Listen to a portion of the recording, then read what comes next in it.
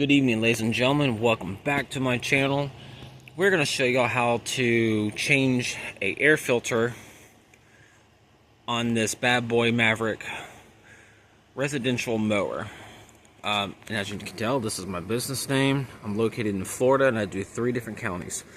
We're not just going to show y'all how to change the filter. We're also going to show you how to locate it on this particular Kawasaki engine.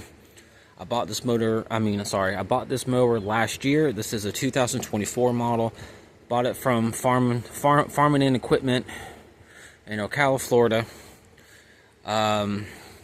This mower, I paid MSRP. I paid $4,500 with a 2-year warranty.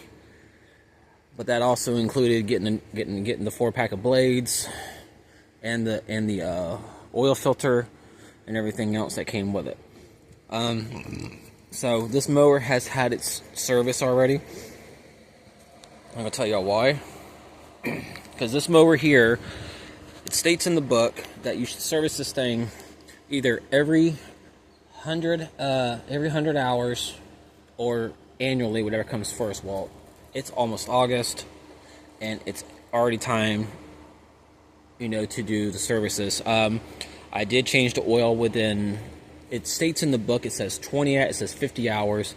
The farming place says 20. Online it says 30. I go by what the manual says. Changed the filter. I put 40 hours on it I would say the first month, maybe less. Changed the oil again. The air filter lasted probably about a year. Then it started surging, high and low idle. So I took the old air filter off. That had the metal screening. To verify that was the problem. It was. So we're going to show you where it's at. Now, I have already replaced this filter. I'm just going to show y'all where it is and how do you take it off. Okay, this is Kawasaki model FR651V. Now, you don't have to go to your local parts store or Tractor Supply to buy the fuel filters or the air filters, and I think the prices are outrageous at the store. So I did get the original Kawasaki fuel filter and air filters for this. I do not recommend using aftermarket, as they may not run well. Alright, let's take a look. Underneath this panel here, this is where your air filter is. And how do you open this? See where it says lift here on both sides. If yours is wear off and it doesn't say lift here, you still lift it here. And there it is. This is the pipe, the hose that runs to the bottom of the air filter and runs down to your carburetor. And and this right here has a security pin on it, like a twist knob. All you do is untwist it like this. But see how it doesn't come off? You know why? It's because you still have to take off this thing down here to be able to pull this out without breaking the hose. I take a medium-sized flathead. Anything larger than that, it's not going to work correctly. So take your time, turn it wisely. Okay, that should be loose enough. And what do you do? Actually, it's not loose enough. I make these things extra tight so we don't have to worry about any air leakage or anything getting in or getting out. Because you don't want the engine to keep surging or anything. I've taken very good care of this motor. And surprisingly, it still doesn't want to come off. I guess it's still tighter than I expected it to be. So, the way I was wiggling it, that's just showing y'all that y'all don't want to do that too much, because these hoses, you can bend them to a point, you could put a hole in them. And always make sure that you take your time, because you can accidentally stab the hose, and you don't want to poke a hole in it and you have to buy a hose. I know these hoses are not cheap. And that's how you do it. Basically. This is the air filter. This is a Kawasaki one. This is not an aftermarket. I will never use aftermarket on these. And every time I have to change the filter, I always clean out the carburetor with carburetor cleaner to be sure there's no dirt or debris in the system. And the reason how you know how this is on the right way, because you got this black tab. This twist tab. So what you do is, you want to be sure that your hose is on correctly. If you just have 2 brackets, if you got 2 hose clamps on both sides, it can mainly go on one way, 2 ways. It just depends. If you got any custom hoses on yours, then it's a little different. Best thing to do, put that on first. Then attach this on here.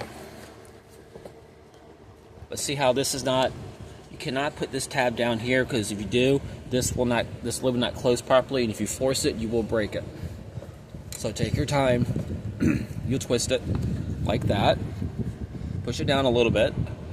Then you want to tighten it, because you want to be sure that it goes all the way down to there, because that lid has to basically cover this whole entire filter, including half of this hose.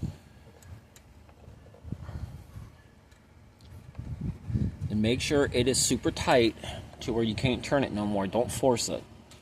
Like that. And you got to be sure that your clamp on the bottom is tight as well, because you do not want any issues.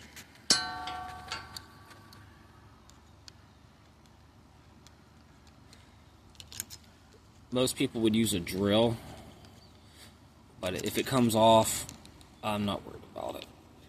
Okay. Readjust it, make sure it lines up a little bit. Then, like that. If you plan on using a socket for this, it is possible this could be either between a 10 millimeter and maybe an 11 on this bracket. Make the job a little more satisfying.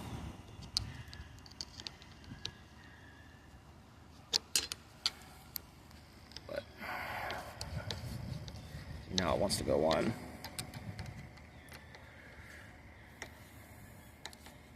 That's basically how you change the air filter on this.